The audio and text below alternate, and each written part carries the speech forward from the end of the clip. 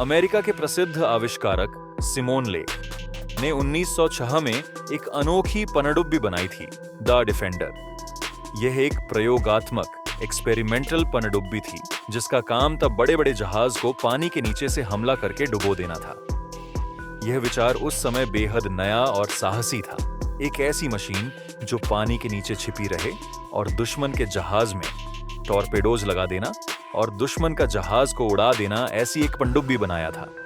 लेकिन यह सपना कभी सक्सेसफुल नहीं हुआ। अमेरिकी नौसेना ने इस पनडुब्बी को नहीं खरीदा और अंततः यह पनडुब्बी रहस्यमय तरीके से 1946 में गायब हो गई।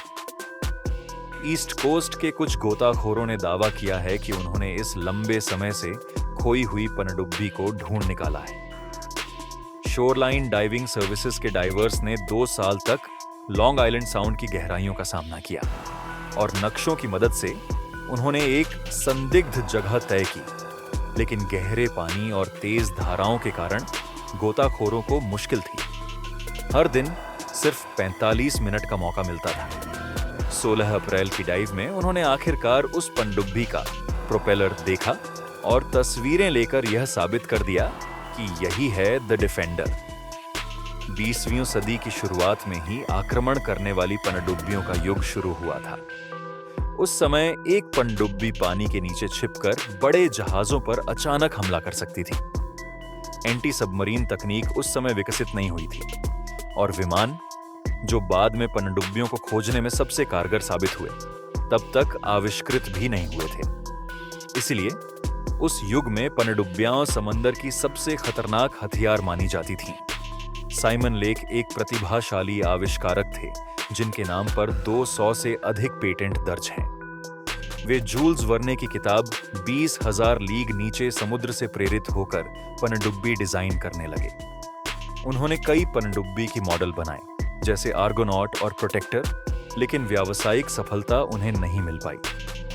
अमेरिकी नौसेना ने उनके किसी भी मॉडल को नहीं अपनाया। 1906 में उन्होंने सिमन लेक 15 पनडुब्बी बनाया, जो बाद में डिफेंडर कहलाया। यह 92 फीट लंबी, 13 फीट चौड़ी और 200 टन वजन की पनडुब्बी थी, जिसमें 3,457 मिलीमीटर टॉर्पीडो ट्यूब और 10 लोगों का जगह था। 1907 में राष्ट्रपति थियोडोर रूजवेल्ट ने नौसेना के बजट में $4 मिलियन की कमाई की। इसके लिए प्रतियोगिता हुई। साइमन लेक की लेक, बनाम जॉन पी, हॉलैंड की ऑक्टोपस। परिणाम में लेक हार गए क्योंकि ऑक्टोपस ज्यादा आधुनिक और प्रभावी थी। लेक ने हिम्मत नहीं हारी। उन्होंने अपनी पनडुब्बी को फिर से डिजाइन किया। इस बार इसे सैल्वेज सबमरीन यानी बचाव कार्यों के लिए बनाया।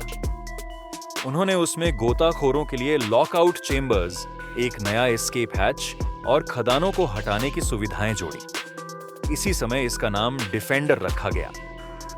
लेक ने डिफेंडर को सोने से भरे जहाज HMS हुसार के मलबे से खजाना निकालने के लिए भी इस्तेमाल करने की कोशिश की, लेकिन वह मिशन कभी सक्सेसफुल नहीं हुआ। 1946 में US army corps of engineers ने इसे नष्ट डिस्पोज कर दिया, पर कैसे और कहां, यह कभी पता नहीं चला। अब NBC कनेक्टिकट की रिपोर्ट के अनुसार गोताखोर चाहते हैं कि इस ऐतिहासिक डिफेंडर को निकालकर किसी संग्रहालय में रखा जाए, ताकि लोग 20वीं सदी की शुरुआत की पनडुब्बी तकनीक को अपनी आंखों से देख सकें।